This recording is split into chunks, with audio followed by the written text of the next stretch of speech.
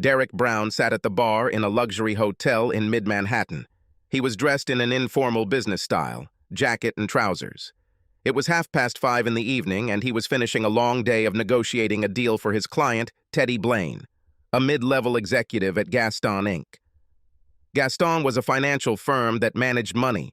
The U.S. attorney in New York believed she was laundering money for several Eastern European criminals. Rick negotiated a deal today, one that involved his client's cooperation in exchange for leniency at sentencing. Derek thought he did a good job for Teddy. He decided to have a beer before dinner. He was not surprised when he saw his neighbor, Jane Hall, enter the bar. Jane was also in New York to negotiate the deal, but she represented Gaston. Jane was a partner at Logan & Speck, which had maybe 2,000 lawyers around the world. Compared to Rick, she was legal royalty, but they had known each other for years, since college. Both lived in suburban Virginia, near Washington. Their houses were 2 blocks away. Jane saw Rick sitting at the bar. She glanced at him. He smiled. She frowned.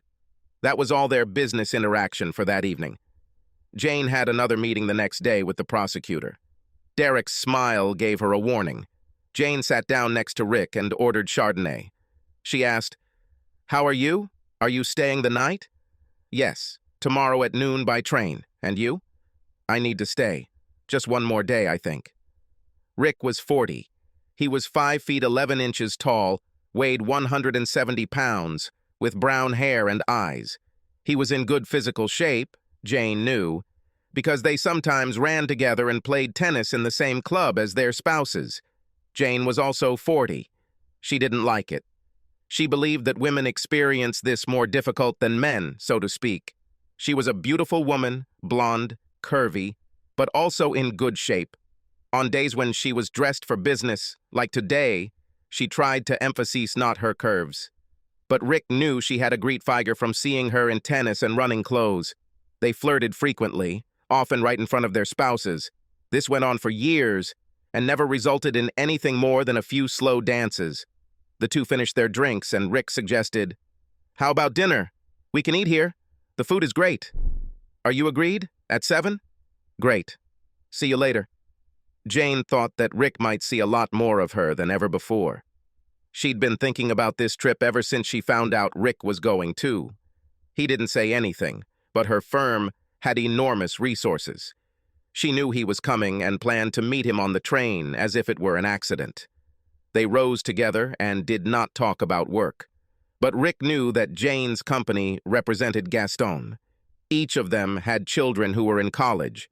Jane's sons both attended private school under the American system. One was in his 2nd year, the other in his 1st year. Rick's daughters attended the University of Virginia. They both played volleyball there. A partial scholarship helped Rick pay for his education. As Rick approached the hotel restaurant, he turned around and saw Jane in a little black dress. He was surprised. "I expected to see something less provocative." But Jane was dressed to seduce. Some pearls accentuated the low neckline, and the dress ended above the knee. It was also tight, not drawn on the body, but it definitely emphasized all of Jane's advantages. Rick trusted Jane. This wasn't the first time they worked in the same field for work. She never used their personal friendship on these occasions. Rick's cases were mostly criminal.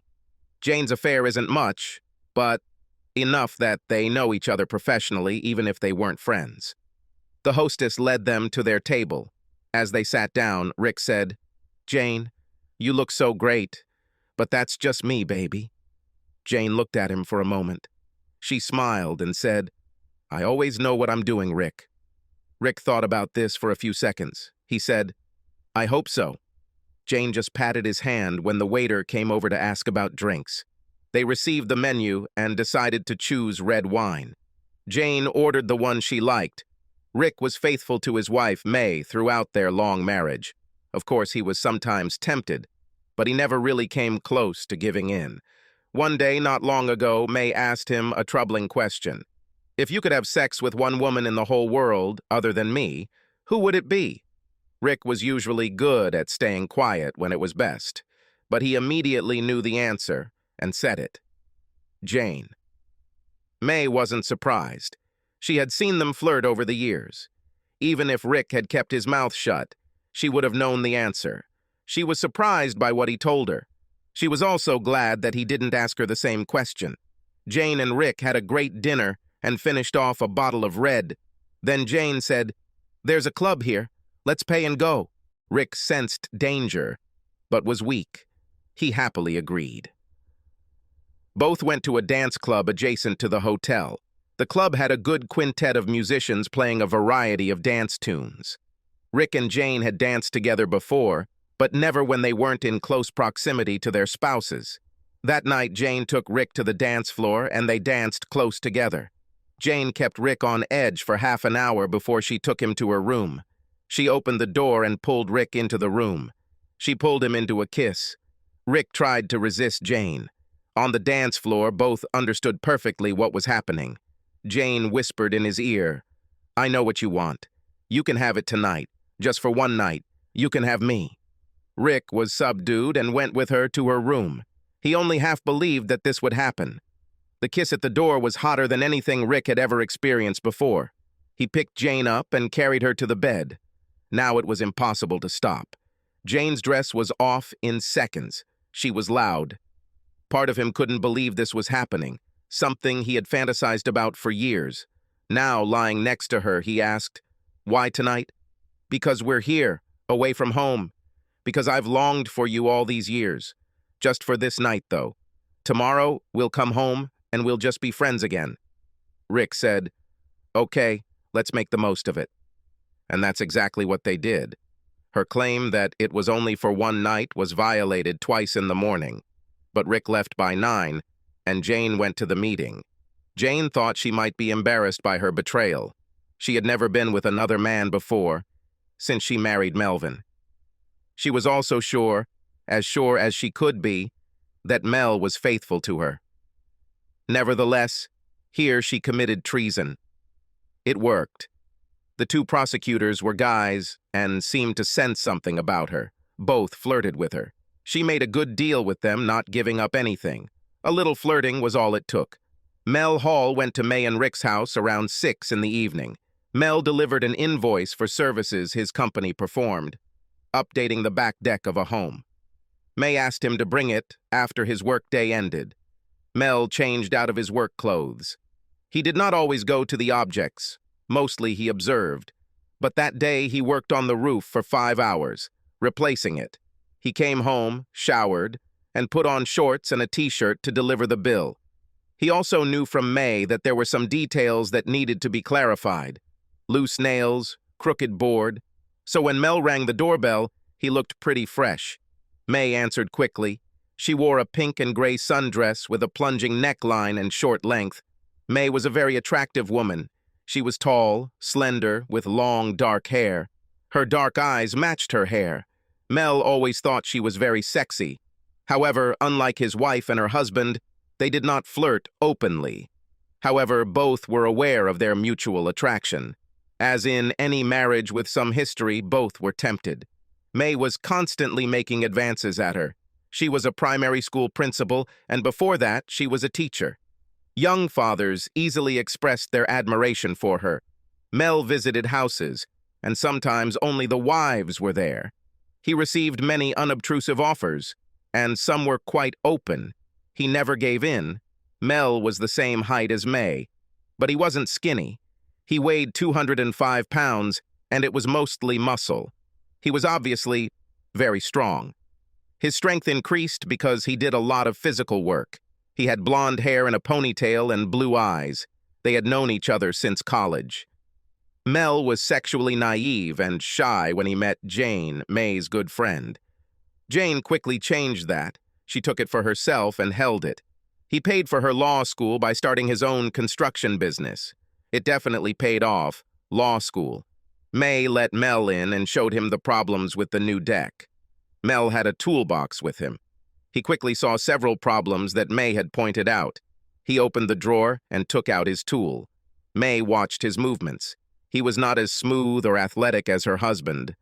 But God, he looked so good, strong and smooth-skinned. May felt a sinking feeling in her stomach as she looked at him, knowing they were alone and knowing what she had planned for her friend's husband. When Mel completed the repairs in a few minutes, he gave May the bill. She wrote him a check for the remaining amount. As she did this, she leaned over him and he saw that she was not wearing a bra. Mel began to get aroused, despite himself. It seemed to him that May was giving him hints. May gave him the check. She then patted his arm as he sat at the kitchen table. May spoke in a quiet voice. "Such a big, strong hand, so big and smooth." She leaned over him, showing off her breasts again. She kissed his hand, she licked it. Now Mel had no doubt about what May wanted. He was afraid to get up. Then his fear disappeared as May turned his face to hers and kissed him. Mel picked her up, reciprocating the feeling. May moaned. She said, "Carry me to the bed, big boy. I'm yours for tonight. One night. I've always wanted you all this time. Now I'm yours." Mel carried her upstairs to the bedroom and laid her gently on the king-size bed, then took off his shirt. As she did so, May slid down in front of him and unbuttoned his shorts. They were exhausted for a short time. But May wrapped her arms around Mel and whispered, "It was so good. You're amazing. I should have done this when we were young." After a while, at sunset, May stood up and asked, "Do you want a beer?" "Oh, yes." They didn't bother getting dressed because the lights were off. They each drank a bottle of beer. Sam Adams' IPA was his favorite. When he saw this, he knew that May had planned all of this. He asked, "Why did you seduce me now?"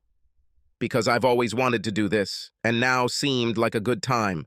We're all 40, all four of us. I'm fucking 40, but I still have it, and so do you, Mel." Mel said after a pause, "I never worried about 40. You are not a woman. You can have children for many more years. But we're not going to have any more children, neither of us. Mel, I think we should have sex again." "Yes, ma'am." "Can you still carry me?" He picked it up and calmly walked up the stairs. Both of them slept for maybe 2 hours. Each of them was close to insatiable. When day came, Mel was the first to wake up. He had to go to work. He called and said he would be late. Left at 10. He never found his underwear. In his life, this night will be a bright beacon until his death. As he walked away, May said, "Don't say a word to anyone, Mel. Once and never again, no matter how much we want it again. Okay?" "Yes. Let's go back to life as it was." He went to his car. May was rushing to school to be there by 11. Rick arrived home late in the afternoon, and May arrived just a few minutes later. They ordered pizza and drank beer. The IPA had celery. Rick drank at Stroh's camp. They had a nice time watching an old movie, and then when it was time for bed, something exploded. They suddenly attacked each other. Heavy-breathing, wild sex. Twice. It was all over in an hour. A good end to a long day. Rick thought the reason was his affair with Jane the night before and that morning. May was just glad that this happened. She hoped this would continue for a while. This was the plan. Jane arrived home late at night, having rented a car for the trip. She went into the house and found Mel sleeping. She showered and snuggled up to him, but he never woke up. In the morning, she brushed her teeth, and so did he. She then pushed him into the bedroom and attacked him. He quickly overcame his initial stiffness. Jane was delighted. Jane worried that sex with her husband might not be the same after the affair, and he really wasn't like that. He was better. It was a Friday, and the couples didn't see each other over the weekend. However, each couple spent a lot of time in bed, or having sex in another room. For each couple, it was like rejuvenation. The following Tuesday, Jane and May met in the park during lunch break. They were dressed for business. They sat on a bench away from other people. It was a little windy. Jane said, "Well?" May replied, "I did it. I had a great time with Mel, and now Rick is practically carrying me in his arms." "What about you?" Jane smiled. "Same thing. Rick is a tiger. And now Mel wants me all the time. I thought I'd feel guilty. But no." May said, I didn't exactly feel guilty when Mel pinned me against the wall, but the next day, before Rick and I went to bed, maybe a little, we made promises to them, right? We gave, and they'll never know we did it. Men don't talk about it, not like we do. May said, as much as I enjoyed Mel, I won't do it again. I won't. Too risky. Mel's car was outside all night, and we were loud. We said no details, so no details. Were the windows closed? Yes. Okay then. They ate the sandwiches they brought and drank water. Then they returned to work. 10 days later, Rick arrived home early on a Friday because the trial he was involved in had ended in a quick acquittal. He was in a great mood. He went up to the bedroom to change clothes for a run. When he took the coins out of his pocket to hang up his trousers, several coins fell out. He wasn't one to let little things go to waste. He started picking up coins. One rolled under the bed. When he took it out, he noticed something else there. He pulled it out. These were BVD men's briefs, of extra-large size. Not his. He wore large boxers. After a moment of thought, he realized whose underpants they were. He sat on the floor for quite a long time. I heard the front door open, and May screamed, "Honey, I'm home!" Rick stood up and hid the offending object in the pocket of his running shorts. He went downstairs. May was in the kitchen. Rick shouted that he was going for a run and left the house. He ran about a mile before stopping. He ran quite quickly. He sat down on a park bench. I thought about my situation. Rick jogged back home and went down to the basement where he hid the underpants in his baseball bag. He had a game that evening at 7. He went upstairs. May was unhappy that he left without kissing her. He gave her a cursory kiss on the forehead. Said, "I just need a quick sandwich. You remember, I have a game today. At 7, I'll be home by 11. May was annoyed, but she had been warned about the game. They usually didn't play on Friday. This was a rescheduled game. She said softly, "I'll be looking forward to seeing you." Rick tried to smile his best. May smiled back, but she was confused by his reaction. "Is there something wrong?" "No, I won the case." "Great. Oh, but you don't look so happy. Another guy on the street who probably should be behind bars. Okay, I need to get ready." Rick picked up his baseball bag and soon left. He drove to Mel's house and picked him up. They played on a baseball team together. It was funny. They used metal bats and played on high school fields, lots of home runs. But it was a little dangerous, especially for the pitchers. Rick had been unusually quiet during the trip. Mel asked about it when they parked. Rick said, "I'll talk to you about it after the game." It was an exciting game, won by their team, seduces, 10-9 in the last at-bat. Chalk scored the winning run. They walked up to Rick's car. He opened the back door for their bags. With his bag on the ground, he unzipped the small pocket on the side and took out Mel's underpants. Rick lifted his underpants for Mel to see. He tossed them to Chalk. "Yours, I think." Mel was overcome with a feeling of anxiety. It always bothered him that he left home in different clothes than he came in. He knew, but he said, "Nah, thank you. They were under my bed. You slept with May when I was in New York." Mel's heart sank. He stepped away from Rick. Said, "I couldn't help myself. She started from the beginning. I'm so sorry." "Damn. You're only sorry because I found out. I bet you liked it. She did too, right?" "Rick, we've been friends for a long time. I've known her for over 20 years. I've always wanted her. Until that day, she never let me know. But you're right. I can't say I regret it." "What happened?" Rick looked at Mel, his best friend, who betrayed this friendship, just like himself. He said, "I slept with Jane in New York that same night. And the next morning, too, many times. We both had a great time." Mel was amazed. He clenched his fist. You, damn. What can I say? Crap. I can't even. We're equally to blame." Rick said, "They set us up, Mel. It was a change, but they didn't ask us." Mel sat down on the sidewalk. He began to sob, didn't say anything. Rick let him cry. Rick was surprised that he was crying. Rick is used to seeing the worst in people. just not that close to home. He had more time to think about the situation and did not come to any conclusions, but his big, strong friend was devastated. It was sad to watch.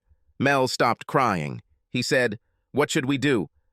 Can I trust you not to go home and hurt her? I want to push them both at the same time. Tomorrow night."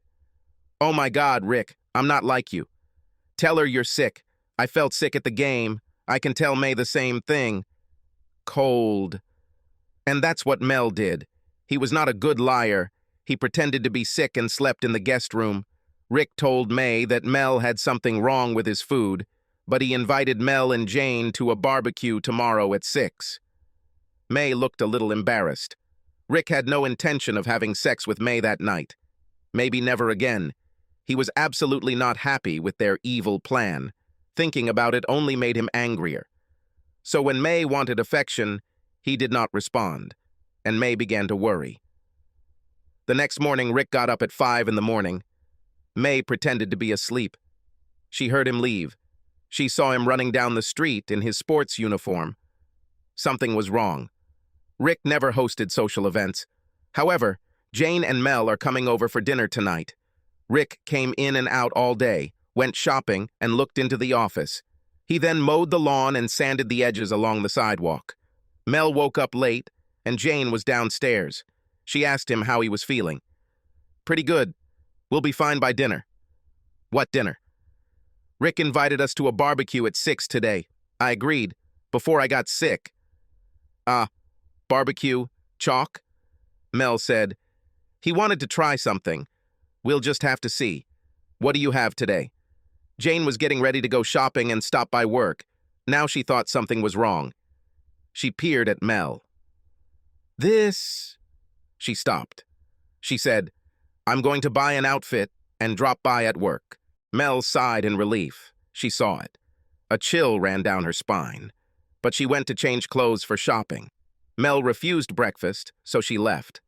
As soon as she left the house, she called May's mobile. She said, "May, it's me. Mel is acting strange.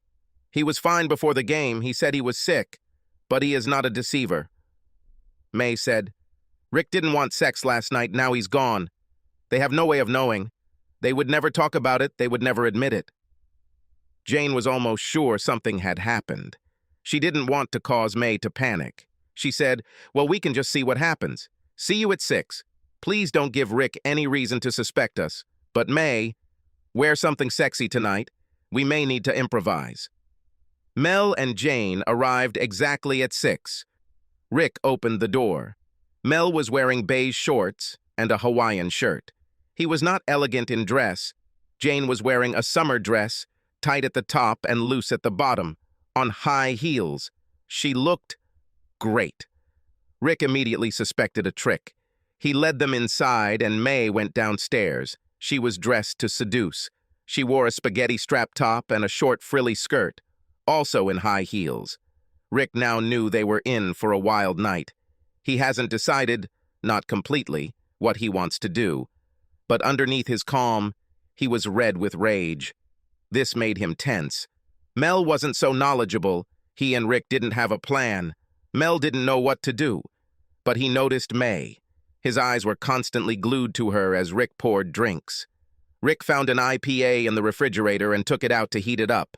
He gave one to Chalk and a Pinot Grigio for the women. He himself drank Stroh's. Rick made rockfish and fingerling potatoes. It didn't take long. He served dinner at 6:45. The four sat on the patio to eat. So far, the conversation hasn't been particularly exciting. But Jane approached him while he was grilling. "What's going on, Rick? I hope everything is okay." Rick looked into her eyes. "Why are you both dressed like that? Is there something going on here?" She looked away. "Please, Rick. Mel, I don't want him to get hurt." Rick laughed at her. He didn't answer. Instead, he served dinner. The dinner conversation was tense. Jane and Rick didn't talk much. Mel and May chatted nervously. Rick put away the dishes and took out some cookies. He then threw Mel's underwear on the table. "I found them under the bed. They belonged to Mel. He left them while he was entertaining you, May, in our bed. What was it?" He looked straight at May. She said, You entertained Jane. We're even. Rick looked at Mel. Are we even, Mel? No, no way. They set us up. I would never agree to an exchange. Rick said, me too, so May, this is the end for us. One night of fun, we're done, fun and end rhymes. Jane said, Rick, what are you saying? For God's sake. One night. And you had fun. I know this for sure. Yes, without a doubt. One of the last fun parties of my life, you mean evil, treacherous witch. His voice was angry. He turned to May. Both of you, I have to say. Jane was completely shocked by Rick's reaction. She looked at her husband. She said, Mel, I hope you don't hate me. I tried to spice up our lives, and I succeeded. Our sex has gotten better since then. May began to sob quietly.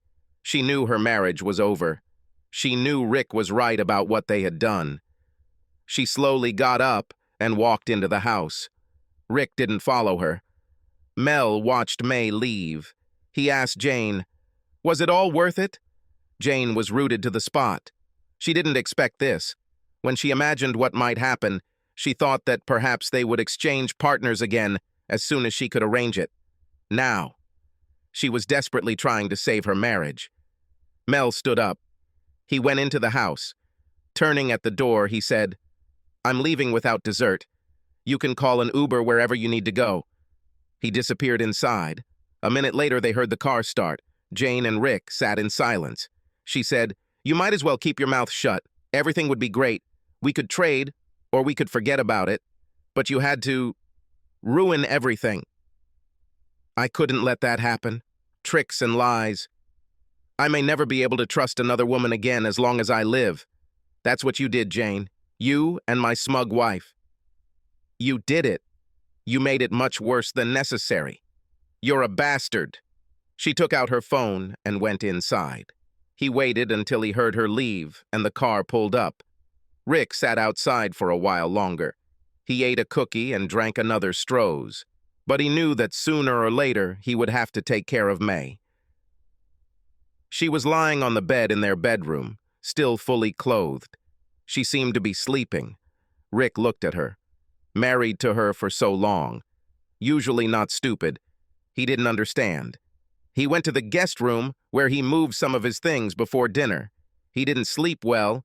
He woke up, if you can call it an awakening, at 5 in the morning. It was dark outside. He put on his gym clothes and walked out the back door. He ran 5 miles and felt better. When he returned, May was in the shower. It was Sunday. Rick went downstairs to the basement bathroom, took a shower, and put on shorts and a t-shirt. He was in the kitchen making coffee when May came down. She looked at him. She was crying again. She said, what can I do to heal us, Rick? I don't want to break up. Then you shouldn't have been scheming and having sex with my best friend. You got Jane. You always wanted her. May, why did you do this? After so many years? I don't understand. Jane and I always talked, about sex. We were turned on when we talked about our husbands. We're 40 now, Rick. We are getting old. We wanted to spice up our lives and maybe see what it's really like for each other. And you decided to deceive your husbands. Neither of you would agree. We knew it. Right. What would happen if I gave up Jane? Or if Mel had given up on you? I resisted Jane until I couldn't. I don't know. We knew we would get what we wanted. Men are weak. That's what Jane said. And we thought you'd never know. May, was it worth what it would cost? I don't know what it will cost. But even if we stayed together, it wouldn't be worth it. I know I broke the trust we had. Yes. Never coming back, May. Never. He fell silent. But you will always have fond memories of the royal time you had with Mel, and I have my memories of Jane. Are we breaking up? You said it last night. I was very angry last night. Still angry. But I don't see a way forward with you. Perhaps with someone else. May cried again, and Rick, although touched, did not come over. When she realized that he was not going to console her, she walked up the stairs. They didn't talk much the rest of the day. Rick was outside working in the garden. He considered his options. This was the woman he had deeply loved for over 20 years. And he believed, until now, that he knew her. Now he wondered who this woman was, because the woman he married would never set him up like that. On Monday, Rick consulted with a family lawyer at offices near his. He learned that they would likely divide property in a divorce and that he would likely not have to pay alimony. They could sell the house and use that money for different living spaces. He told the lawyer, Jennifer Moran, to prepare documents based on irreconcilable differences. He told her not to hand them over yet. He called Mel. Mel was at work, but in his office, placing orders for supplies. Rick asked, "How are you feeling?" "Fine." "Well, not very normal. I miss her. Why did they have to do this?" "You'll have to ask her. May said she always wanted you. Why did you sleep with her?" She kinda took me. She's sexy, as you know." "Mel, our wives, I think, enjoyed sex with us, more than marital sex, partly because it was new and different, and because we were better with them when we cheated. I just can't get over the idea that May's best sexual memory of our marriage is with you." "You mean your marriage is over?" "I don't see any other solution. I'll let it sit for a while, though." "And you?" "She's coming to dinner tonight." "Well, good luck. Do you already know that you want her back?" "Almost." "Aren't you furious?" "Was. Now there is no. Sex with May was a gift, and Jane gave it to me." "Understand. Well, see you later." He quickly disconnected, and he thought that he was not only losing his wife, but also his friend. This last answer ruined the friendship, and that conversation was also a big factor in Rick's decision to tell Jennifer Moran to file and deliver. Rick didn't go home Monday night. He drove to a cheap motel and turned off his phone. He filed a motion to reschedule the short trial he had scheduled for personal reasons. He made a list of what he needed to do. He slept well once he got used to the noise outside. May was sad and panicked when Rick didn't come home from work. She made his favorite dish, meat muffin and coleslaw. She waited, and then tried to call, but the phone was switched off. She ate a little and put the rest away. She slept little. But the next day, she had to go to work. Rick went to his bank as soon as it opened. He split the bills. He then stopped by his old house after May left for work as usual. He packed a bunch of things and left her a note that he was going to move. Then he actually moved. He found a one-room apartment next to the office and rented it on the spot. He brought his things there and ordered a simple double bed from Amazon. He bought an air mattress for that evening at Walmart, as well as some dishes, sheets, towels, glasses, and plates. The saleswoman at the checkout asked, "Are you leaving her?" "How do you know?" "You have a ring on your finger, but you are buying things for the apartment. Think twice, though. I've been through this, and it's not great." When he brought the things to the new place, he took off the ring and put it in his briefcase. He called his baseball manager to inform him that he would no longer play. The manager, Ray, asked, "Why?" "Personal problems. I couldn't play with Melvin anyway." "Oh, well, keep us in mind. I hope you change your mind." He went to the store and bought food for cooking.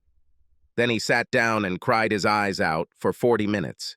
Then he turned on the phone. There were a lot of messages, mostly from May, but also from her parents and his parents. Jane left a message asking him to call her back. The girls also left the same message. The last message from May was after she was handed it when she returned home from school. She was sobbing again. "Please, please, Rick. I love you so much. Oh, that's too much." He was difficult to understand. While he was listening to the messages, the phone rang. It was Jane. He replied. She screamed, "You are cruel! You will kill her! God, get over it. Mel and I are back together. He's not acting like a baby over all this." "Hello to you too, evil witch. May and I are done. Get used to it. Maybe you can share your husband with her. It doesn't seem to bother you." Bastard. For an expensive lawyer, you have a limited vocabulary. You're acting like a baby. You need... What? "I need to see you 3 one last time. And that's what I do. I'm leaving the nightmare." Jane calmed down. You could hear her breathing heavily as she did this. Then she said, "Rick, you are making a decision too quickly. It's too fresh for you. You need to back off." "Jane, It's too early for Mel to decide to stay with you. He needs to rethink. No, he doesn't need to. Of course I screwed up. I slept with you. But damn, you were the only man in the world I would do this with. And now, there is no one. He's safe. Jane, this is just sophistry. If some cutie came along, you would jump into bed with him. Then she would try to hide it. May, too. I understand that you may think this way about me, but not about May. But she jumped into bed with Mel. She did it. He would never try with her. He's different. We have all been friends and close ones for a long time. No one else. No one else is as close to her as Mel. Not good enough. I need to move on. I'm divorcing her. Don't interfere. Someone from my firm will represent her. You will talk to her. Trust me. Leave me alone. You, Mel, and May, leave me alone. He disconnected. 2 nights later, there was a knock on Rick's door. These were his daughters. He opened the door and hugged them both. Sarah, the elder by 3 minutes, took the initiative. Dad, what are you doing? Mom is terrified. I said, me too. Was this explained to you? Jen said, Mom told us that you and Mel and Jane switched partners for 1 night. Then you got angry. Well, Jane and your mom came up with a plan to seduce me and Mel. Jane followed me to New York and she managed to seduce me. Your mom called Mel over to our house and seduced him. They thought it was so cool. We would never know the whole truth, only our own part. But I found out. Sarah screamed, You mean they set you up? Yes, and to my shame, I fell into a trap. Jen looked at her father. But it's over. Can't you forgive and forget? No, I'm not that kind of person. Mel and Jane are back together. Mel was glad that Jane gave him the opportunity to sleep with your mother, so we're not friends anymore. Jane says you're acting like a coward, wounded ego, because Mom liked it with Mel. And what? Maybe that's part of what you're risking when you cheat. Maybe your spouse will have a wounded ego and will never be able to overcome it. Would you like a beer? No, we need to drive. Coffee? He gave them coffee and sent them on their way. Jane's firm, represented by Carl Pearson, partner, filed a response to the divorce petition. May opposed the divorce, saying that she believed in saving marriage. But Rick knew that if he wanted it, he would get it. And he wanted it. At the first court hearing, the judge ordered 8 sessions of consultations and a report to the court. Rick was warned. He and Mrs. Moran agreed to see one of the family therapists, Elizabeth Borden. Before the first session, Rick was overcome with excitement. He arrived 5 minutes before the start, and May was already in the waiting room. He nodded to her. She smiled at him. Is that all I get after 20 years? Yes. The first 19-odd were good. Then, he shrugged as Mrs. Borden opened the door. She was a neatly dressed woman, about 50 years old, short but sweet. She explained her role, which was to study the situation and report to the court on the possibility of the marriage surviving. She asked Rick, I read the summary of facts. Why did you ask for a divorce? Because May planned with her friend so they could sleep with someone else's husband. They knew that neither of us would agree. Betrayal, in my opinion. May, what could motivate you to do this? It seems really insidious, to say the least. I agree. This was wrong. I immediately apologized. But Rick never listened. He just wanted to leave. What makes you believe that a marriage can be saved? Because I will never do this again. Never. Rick, do you believe her? Maybe. I've learned that you can never be sure. May turned to Rick. I'll never do this again, Rick. I swear. Mrs. Moran said to Rick, What about you? You also avoided fidelity. I did it. I will always regret this. This is a sincere statement. But May doesn't regret her night with Mel. Not in my heart. May? May hesitated. I know it was wrong to deceive men. Mrs. Moran asked, But do you regret having sex? No. Rick said, That's it. Mrs. Moran asked, Rick, do you regret having sex with Jane? Yes, I'm sorry. I'm really sorry. Was that good sex? Yes, but it was wrong. I was weak. May was not weak. She got what she wanted. She's sorry I found out. Rick attended his next session 2 days later. Mrs. Moran wanted to know how he reacted to the first one. Rick said, "It was a waste of time. I can't go back to her." You loved her all these years. One mistake. Is love lost? I wouldn't say that. I don't trust her, and I don't believe I ever will. Suppose she wants to go out with the girls in the evening. You will be insecure. Maybe she's with some guy. She changed tactics. Rick, were you able to forgive me? No, I cannot. There were tears in his eyes. Have you forgiven yourself? No. More than May, maybe. I was caught off guard, but I betrayed my principles. She wanted me to do it. The sessions continued in the same spirit. Rick was always polite to May, but distant. There was no real progress. May was on the verge of giving up. During the 7th lesson, Rick asked, "May, have you seen anyone since I left?" May replied, "No, if you mean dating or sex." "What about Jane?" "Yes, she's my friend. I see her." "At her house?"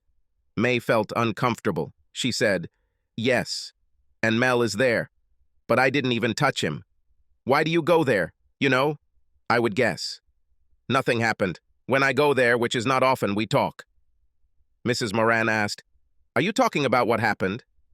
"Sometimes. Mal is very sad that Rick doesn't want to talk to him. Sometimes he cried, but not lately." Mrs. Moran continued, "And Jane? How does she feel about all this?" "She knows we messed up. She thinks Rick went too far." The last session went just like all the others. Rick just wasn't flexible. Mrs. Moran wrote a report to the court saying May's desire to renew the marriage was not shared by Rick, and probably never would be. The divorce was finalized 8 months after the application was filed. May couldn't afford to buy out Rick's share of the house. They sold it and split the money. She moved into a small apartment near her school. 10 years later, Rick had just completed a long trial and was about to celebrate his 50th birthday on Saturday. His daughters and mother arranged it. His father died 2 years ago. Rick had 3 grandchildren. Jen had 2 boys, 4 and 2 years old. Sarah had a girl, 5 years old. They both married local guys and lived about 40 minutes from Rick. He saw them often. He studiously avoided prolonged contact with May. He didn't hate her, but he didn't love her either. He felt like he never got a decent explanation for why she did what she did. It didn't matter now. She lived in Fairfax, near them all. But he tried not to visit his daughters when she could be nearby. Christmas was an exception. Then everyone got together. Rick just didn't talk to May much. Neither Rich nor May remarried. Rick had many sexual relationships after his divorce. Single women, divorced women, never a married woman. He was looking for nothing more than sex and company. His law practice was thriving, and he was considering partial retirement. Big trials are the work of the young. He was in good physical shape and athletic, but he wanted to do something less stressful. At the age of 10, he was in a semi-cohabiting relationship with a young prosecutor from Washington, D.C. Elle Davis was pretty, 32 years old, and worked late. They were silently exclusive. It took May quite some time before she started dating. She was an attractive woman, and when she ventured out into the world, she had no problem finding partners. Now, 10 years later, she still hasn't found anyone who brings her as much pleasure in bed as Rick does. She also didn't find anyone as funny outside of bed. She had long ago admitted to herself that she had made a big mistake when she and Jane pulled off their prank. May continued to see Jane and Melvin for some time. However, she never slept with Mel. She was offered by both Jane and Mel. She refused. The 3 gradually drifted away from each other. She hasn't seen them for 2 years. We exchanged Christmas cards. She was now 50 and depressed. She went from working as a school principal to working in school administration. She earned good money and did not experience financial difficulties. She spent a lot of time with her grandchildren. This was her life. At the age of 10, she had a friendship with a Fairfax teacher, Ray Drayton. He was a little younger. Rick never spoke to Jane or Mel after the divorce. The 2 were no longer together. Jane started an affair with a young lawyer from her firm. When he found out, Mel beat the guy to a pulp. He was never persecuted. His firm settled his claim for a large sum of money. The guy was fired, and Jane's percentage was reduced. Their divorce went smoothly. Mel's business flourished. He moved from a house to a condo in Clarendon. There were a lot of young people living there. Young women. He didn't miss company. He eventually remarried a woman he met at his gym. Greta Wilson was a magnificent woman who appreciated Mel and his thriving business. When he learned about all this, Rick thought that Mel was prone to self-punishment. So be it. Christmas 2022 was the first big family event after the virus disrupted everything. Jen and Sarah, their families, Rick, May, their mothers, and the girls' in-laws. Big event. Sarah had a large house in Loudown, enough space to seat everyone. There was dinner on Christmas Day. Rick brought with him a bag full of gifts, like Santa. His grandchildren greeted him noisily. He said deeply, "Ho, ho, ho." May was already there, and she was laughing along with everyone else. But her laughter was empty, without joy. Seeing Rick, especially among his family, struck her to the core. He seemed so happy. She knew that he had a young woman who spent many nights at his house in Alexandria. Rick greeted everyone and hugged May. Nothing special. Rick survived her. At least that's what he thought. But her hug was the last, and she whispered in his ear, "I want to talk tonight. Someday." He stepped back and nodded. Then he moved on. Dinner was great. In accordance with previously expressed wishes, Rick was seated at one end of the table and May at the other. But Sarah sat May's mother next to Rick, and Rick's mother next to May. When Rick noticed this, he looked at Sarah. She simply smiled. Rick thought she was a schemer, like her mother. But he had to admit that and how he himself was. Rick and Clara Main, May's mother, were having a pleasant conversation. Rick also spoke with Sarah's husband's father, Jake Miller, and there was a lot of table sharing. Towards the end, when the pumpkin pie came out, May's mom looked at Rick and said, "I can see that. It's a shame that all of this happened. So sad." This made Rick feel like he was going to cry. He held on, though. After all, he is a man. He ate a small piece of pie. He knew that May had made him. She always prepared it for Christmas Eve. It tasted as good as ever, and he told her so. After dinner, Rick went outside. Global warming has had some benefits. It was 50 degrees. May waited a moment and followed him. They stood side by side on the patio, looking out into the night. May said, "Have you ever wondered what things would have been like? You know, if all this hadn't happened?" "Yes. But you mean if you had never done this? Or if I had never left you, it would have been different?" "I know. It was the worst mistake of my life. Nothing else even comes close." He said in a choked voice, "I loved you so much, May. So much. And I gave it away. But Rick, you could have stayed. It will never happen again." "Perhaps not, May. But I was devastated, and I couldn't live with it. I needed to leave. I would have died, and maybe I would have taken you with me." She had tears. This statement pierced her right through. She never understood the depth of pain she caused Rick. Didn't really understand. She blamed him for being harsh. Now she saw that he really had no choice. She said, "Oh, God."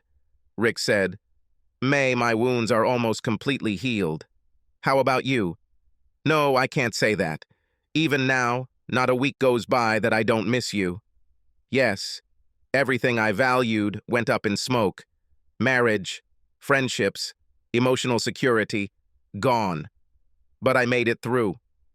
I heard you have a young, sexy partner. And I heard you have a young boyfriend. He's 44. He has to work hard to please me." Rick laughed. "Successful? Sometimes. That's all a 50-year-old woman can ask for." "No. You could have looked and gotten something better. I tried. No one could be like you." Rick frowned. "Except Mel." May said, "Let's go back inside. People will all start speculating." In fact, when they returned to the party, they looked askance. But the children fell asleep, and the adults opened the gifts. Rick and May did not exchange gifts by prior arrangement. That night, Rick slept alone. Elle was visiting her parents in Ohio for the holidays. He thought about his conversation with May. He thought about whether he wanted a new family with Elle, because if not, then it wouldn't be fair to keep her around. He didn't sleep well, perhaps because of dinner. Christmas Day was fun. The kids opened gifts, including a huge, really huge, teddy bear for each family from Rick. He took a photo of all three of them with their bears. He then put May on one of them and took a photo of her. Later, he sent her this photo. There was another big dinner, turkey and trimmings. There was football on TV, but Rick wasn't interested. He sat outside again, and May joined him. She said, "Thanks for the photo with the bear. I should have sent it. You looked so good." She looked down. "I will always love you, Rick, no matter what." He looked at her. He said, "Me too." She smiled. "Does this mean that you will always love yourself too?" He laughed. "You know what I mean. There's nothing I can do about it." She perked up.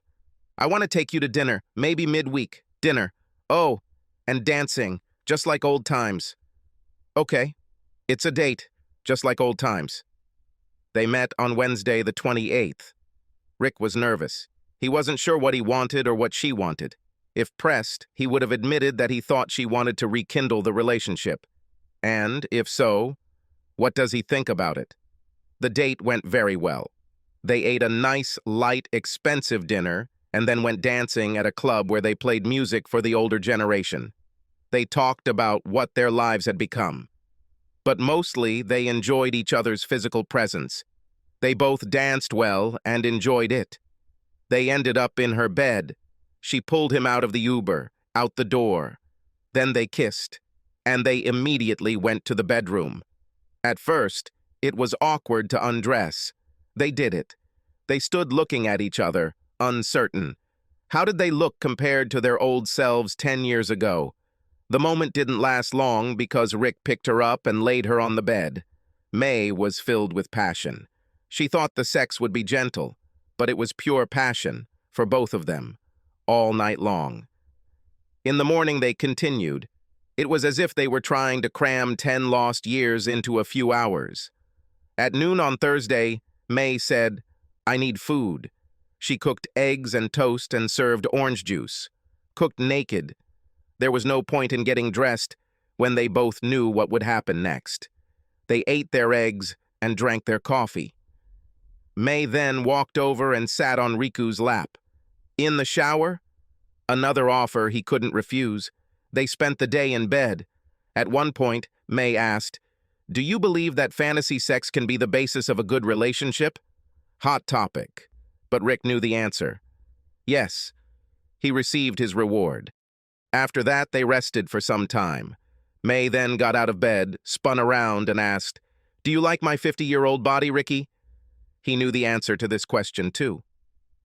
Yes? Better than her 30 years old? Complex issue? But he knew the answer.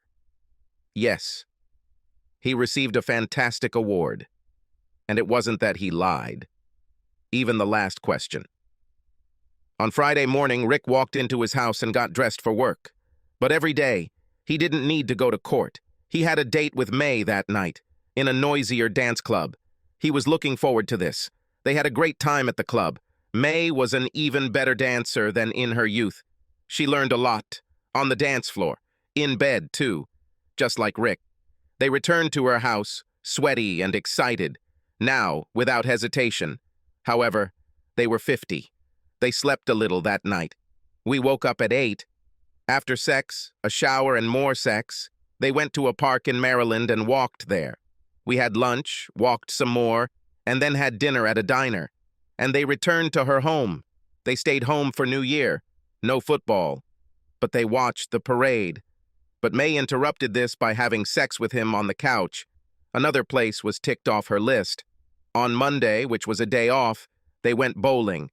Elle was due back Monday afternoon, and Rick met her at the airport. She hugged him and asked him to go to her place. She invited him inside. Rick wasn't looking forward to this conversation. He was going to tell her about May. However, he noticed that she was unusually silent along the way, and when they went to her house, she sat down on the sofa and said, "We need to talk." Rick said, "About what?" "When I was home, I met a guy I went to school with, and we got involved." "Sorry." "Well, we never said we were exclusive, but the thing is, he works here, an assistant to a senator, and he lives on Capitol Hill. So, what are you doing?" He's a week older than me, and he wants kids. So, I thought I'd give it a try." "So we're gone?" "No. Rick, I'm really gonna miss you. Dan, he's a good guy. I believe I can teach him.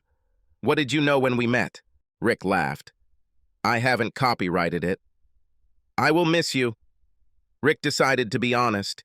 He followed Benjamin Franklin's advice. He said, I spent time with my ex over the holidays. All the time, really, day and night. We stuck together, so I'm going to miss you. Really.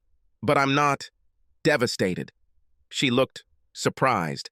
"I thought you decided not to see her. You know, after everything she did." "I thought so. But that anger seems to have subsided, and that has made room for other feelings." She said, "I'm happy for you. Ella, if I were younger, I would have asked you to marry me a long time ago. But I'm not young. I hope you have a family and a wonderful family life." "I had one, until a certain point." "Thank you, I'll try. You know, I was going to seduce you one more time before leaving. I was really looking forward to it." "Now," Rick said, "you're so tempting, but I don't think I should." "I know I shouldn't have thought that way." She fell silent. "Well, I need to start my lessons." Rick kissed her and left. He found himself really sad. He hoped for the best for Elle. However, she was a very sexy woman. Rick thought her new boyfriend might not get strict obedience. May told her sex buddy that it was over. She and Rick alternated spending the night at each other's. After some time, they got tired of it, and they moved in with him. Before Rick agreed to let May move in with him, he decided to clarify their situation. He said, "May, if we're doing this, you know, living together, I need to know that we're exclusive. No other guys or women. Do you agree?" "Yes. I make you a solemn promise. If you don't leave me, I will never go with another. Until the end of my days." She laughed. "Of course, if I come back in another body, all bets are off." Rick laughed. "I made the same promise to you, and this is as official as we can get. Do you understand?" "Understand." May laughed again. As close as it was possible for her, it was close. When Christmas 2023 arrived, things were going very well for them. The family was happy because of this, and Rick did his best to answer May's question. Can fantasy sex be the basis of a good relationship? So far, everything was going well. Subscribe to our channel so that your second chaff doesn't cheat on you, and go ahead and listen to the next story, because this story is nothing compared to the next one. If you're under 18, don't even think about listening to the next one. Listening to the next one.